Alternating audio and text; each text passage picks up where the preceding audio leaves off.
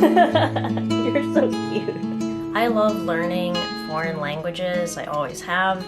And lately I am getting into German. It's because I'm moving to Germany. Yeah, I'm not gonna go into the details as to why, but they're all good reasons. Yeah, that's why I'm learning German now. And German is language number 5 for me. I've studied Spanish, Arabic, Polish, French, and now German. So in this video, I just wanted to offer you some tips in case you're interested in learning another language.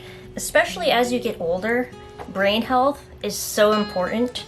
So you want to keep your brain occupied and entertained in healthy ways. My preferred way to give my brain exercise is to study foreign languages, play music, be creative, do scrapbooking, stuff like that. And what I learned in the health coaching course is that poop is actually one of the most important and visible biomarkers of your gut health. It's a watery mixture of microbes, proteins, mucus, bile. Even as you get older, your brain can create new connections. And so you can essentially rewire your brain and it'll just stay plastic, and yeah, you can just keep learning and growing that way. Classifies poop into 7 types.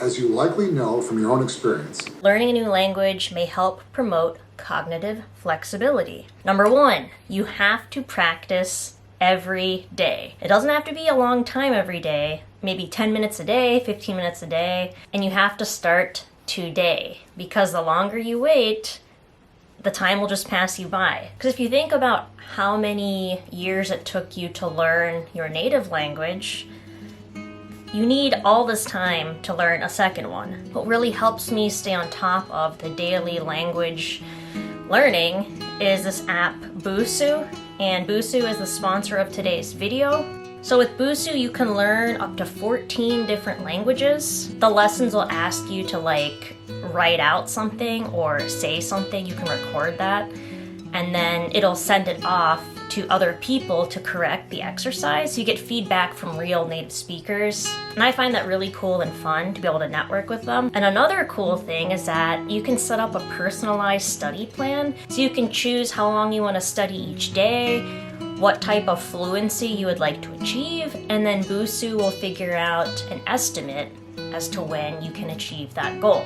And you might think you don't have enough time to learn something new, but you definitely have 10 minutes a day. And if you think about how much time you spend on your phone, 10 minutes a day, studying a second language on Busuu is a much better use of your time, in my opinion, than spending 10 minutes scrolling through social media. So check out Busuu and unlock all of the premium features free for 7 days using the links below in the video description.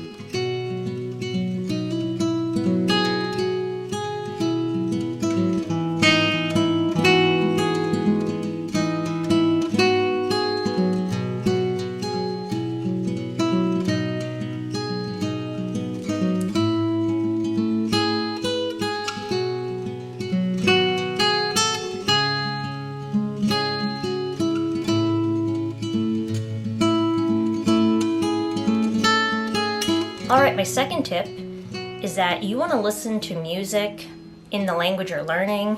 You want to watch films in that language as well. And you can do that with subtitles, either in English, if that's your native language, to help you understand what's going on in the film. And then eventually you can have the subtitles in the language. That'll just help you learn the sentence structure and whatever. But I really enjoy listening to music. I have several playlists through YouTube Music, and all of the songs are in French, so that just helps you learn the cadence of the language and pronunciation as well. And what's really cool is within the YouTube Music app, you can actually look at the lyrics. So as I'm walking around listening to a song in French, I can check the lyrics to make sure I am actually hearing those words correctly, because really you just need to inundate your brain with the sounds of the language. So instead of listening to music in English during the day, switch over and listen to music in the language you are studying. Even if you don't understand anything in the beginning, it'll help you down the road.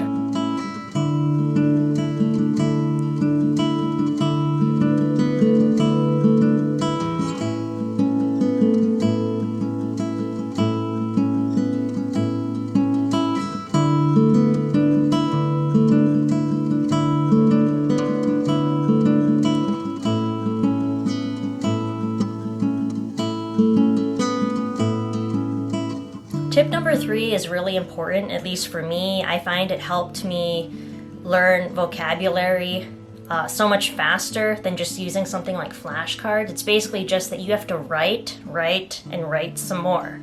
So when learning phrases or vocab, just write them out. I remember when I was learning Arabic, I would just write the same words over and over and over again just to get into the habit, the muscle memory of writing out those words. I find that writing out phrases and vocabulary works better than just typing them, and especially copying and pasting stuff that just doesn't work. I feel like you have to write out something to fully absorb it. Just get like a journal and start writing words and phrases that you want to remember, and then eventually start writing sentences, paragraphs, even short essays to help you learn how to form sentences.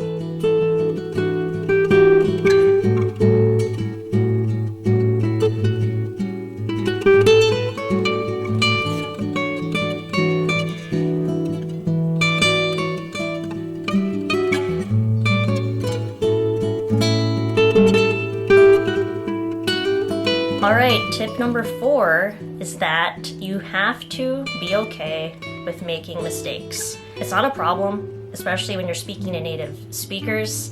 They don't care if you make a mistake. They're just happy that you're trying. So just go for it. Don't worry about messing up. Everyone messes up, and at least you're trying. You don't have to be fluent to communicate. Language is just a tool to help you get your point across. Even if you don't know how to say something completely correctly, who cares? Just go for it. The more you do it, it'll just build up your confidence to where you can just start speaking in French or German or whatever, and you don't even think about it.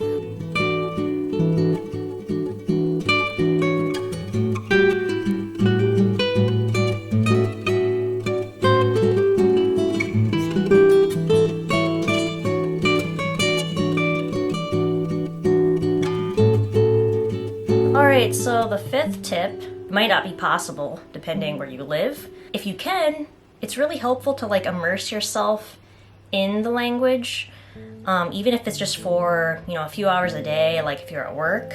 When I was living in California, I was able to immerse myself in Spanish. Most of the people I was working with were native Spanish speakers. During the day, I would just hear Spanish all day long. That really helped me learn the sound of Spanish to where I could hear when a sentence was wrong, like if I was trying to create something. Because then you learn how real people speak, and you can learn different phrases and different dialects. And also too, everyone was listening to Spanish language music at work, so that really helped. So maybe you can't get a job being immersed in another language, but I'm sure if you were to just look online, you might be able to find groups where people are studying other languages. You could do a language exchange or something like that. And then lastly, I have some just general tips for if you're traveling and you want to communicate, but you're not fluent yet. Like I said before, it doesn't matter if you're fluent or not. You can still communicate. So what I do, I use my phone. If I'm going to the pharmacy or to a shop and I'm looking for something specific, instead of asking Google Translate to help me out with that, I just search for the thing on Google and I take a screenshot of it, and then I will show it to the person and ask them can they help me find this thing. When I was first starting out with French, I would type out the phrases I wanted in Google Translate and then just keep them in a list. So when I would go to the cafe, I would regurgitate this phrase and just get in the habit of saying it over and over again. And if you think about it, as you go through your day, there are many tasks you do that you don't have to know what the person is saying exactly. If you're in a grocery store and you're at the till and the cashier asks you something, you can pretty much guess what they're going to be asking you. You just have to use context clues. So they might be asking you, do you want a bag? Do you have a coupon or something? Or how do you want to pay? Do you want the receipt? Same thing, if you go to a cafe or let's say Starbucks, the first question they ask you is probably going to be what's your name? And then they'll ask you, what do you want? And then like, what size do you want? I feel like if you worry less about being fluent and just go for it, you can figure out a way to communicate, no problem.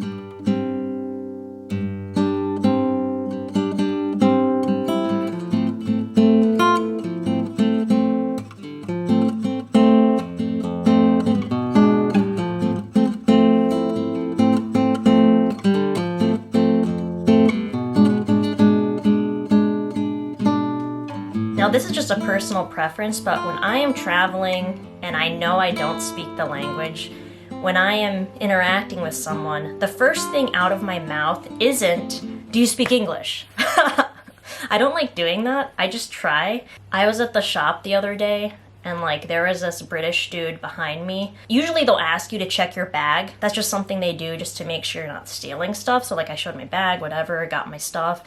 And then when it was his turn, he like panicked and was like, "Do you speak English?" to the chick working. And she was like, "What?"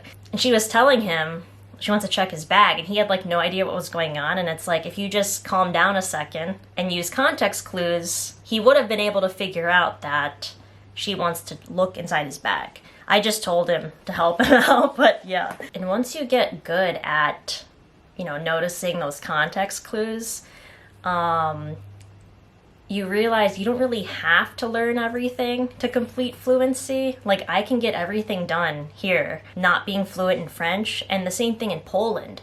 I knew enough Polish to get all of the things done that I needed to get done, whether it's writing emails, talking on the phone, going to the post office, stuff like that. And then, of course, you can do a lot just with, like, pointing if someone's asking for directions, or, like, showing them on your phone. So, yeah.